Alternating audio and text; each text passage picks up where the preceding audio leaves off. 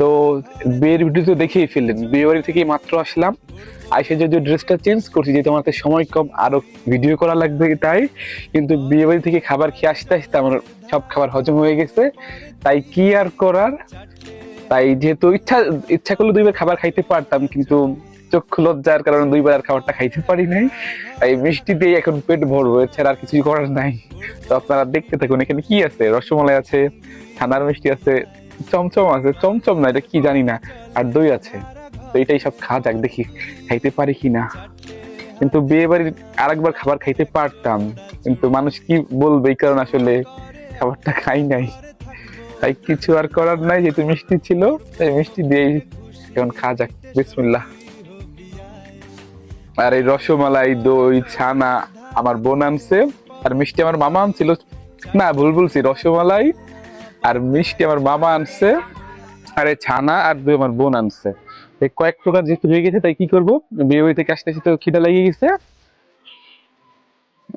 তাই এগুলি খাইতেছি।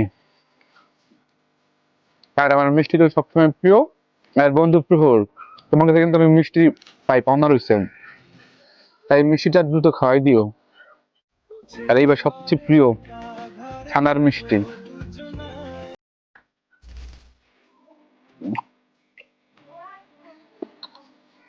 আর একটু আশিক থাক, নৌকাবাইতের কথা মনে আছে, একটা ছেলের কথা বলছিলাম, আশিক। এবার দই খাওয়া যাক। এর আমি 2-3 প্লেট মিষ্টি অনায়াসে খাই ফেলতে পারবো। মিষ্টি যে কি পরিমাণ প্রিয় সেটা বোঝানো যাবে না।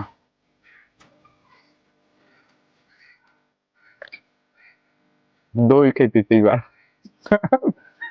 নজর দিয়েন না কেউ।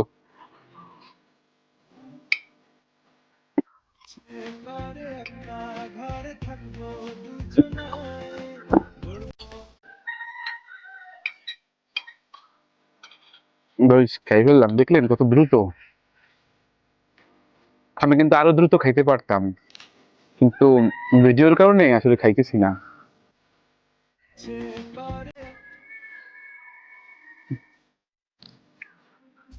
একটু দই দিয়ে মাখাই নেই মিষ্টিটা, তাইলে তো ভালো লাগবে।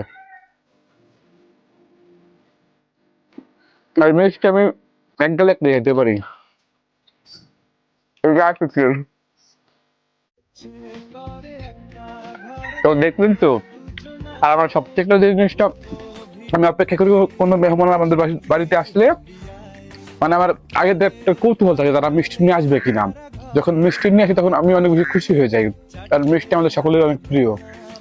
তো আমার বাড়িতে আসতে হলে অবশ্যই মিষ্টি নিয়ে আসবেন। তো ভালো থাকেন সবাই।